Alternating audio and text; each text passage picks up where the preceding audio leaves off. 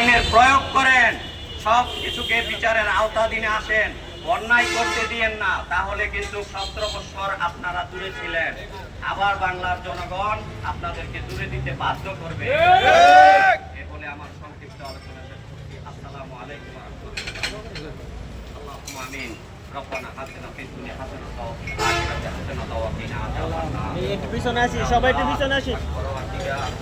আলামিন, আপনারা তো আমাদের দিলের খবর জানেন, বাংলাদেশের উপর থেকে এই দর্শকদের গজব থেকে আমাদেরকে রক্ষা করে।